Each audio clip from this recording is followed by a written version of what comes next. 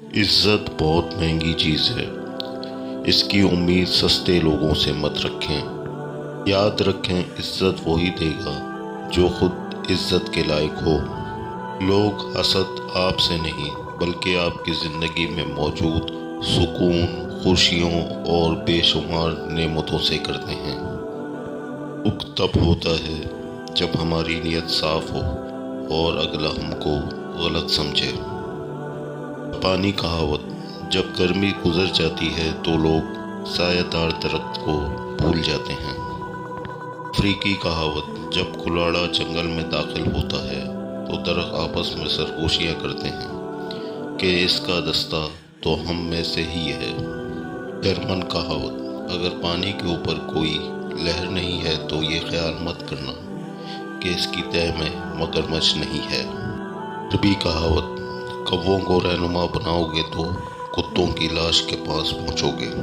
ترک کہاوت، اگر کسی شخص سے تعلق کاٹ چکے ہو تو اس کے متعلق اپنی زبان بھی کاٹ دو۔ مذہبی محبوبہ، ان پڑھ بیوی اور دیہاتی دوست تینوں وفادار ہوتے ہیں۔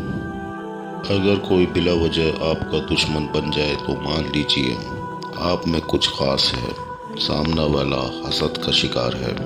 جلدی میں شادی کرو گے تو فرصت میں پچھتاؤ گے۔ اگر جنگ کے لیے میراثی کے پتر کی ضرورت پڑ گئی ہے تو بہتر ہے صلح کر لو۔ صرف بیوہ ہی بتا سکتی ہے کہ اس وقت اس کا شوہر کہاں ہے۔ دنیا کا سب سے اچھا تحفہ وقت ہوتا ہے، اور اگر کوئی آپ کو وقت دیتا ہے تو وہ آپ کو اپنی زندگی کا وہ پل دیتا ہے جو کبھی لوٹ کر نہیں آتا۔ تمہاری سب سے بڑی چیز پتہ ہے کیا ہے؟ تم بدلہ نہ لو، معاف کر دو اسے جس نے تمہیں سب سے زیادہ تکلیف دی ہے۔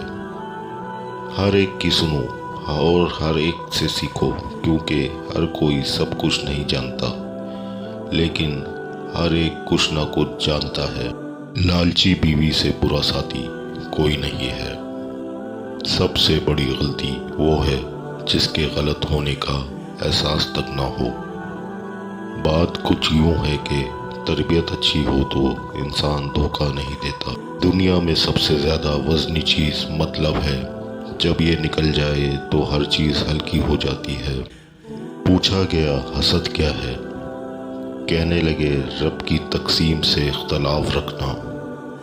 اپنی ذات سے پیار کرنے والا شخص کبھی کسی کا مخلص نہیں ہو سکتا۔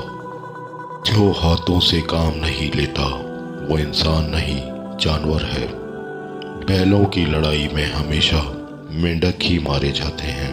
آج دنیا کی حالت یہ ہے کہ غریب کی پلیٹ سے زیادہ امیر کے شیمپو میں غذائیت اور وٹامن ہیں۔ ہر مسکراتے چہرے کے پیچھے مسکراتا دل نہیں ہوا کرتا۔ کھڑا پانی ہمیشہ گہرا ہوتا ہے۔ یہ خوشیاں بانٹنے والی مخلوق ہیں۔ 1000 بار پیمائش کریں اور ایک ہی بار کاٹ ڈالیں۔ دولت عورت کی قسمت سے اور اولاد مرد کی قسمت سے ہوتی ہے۔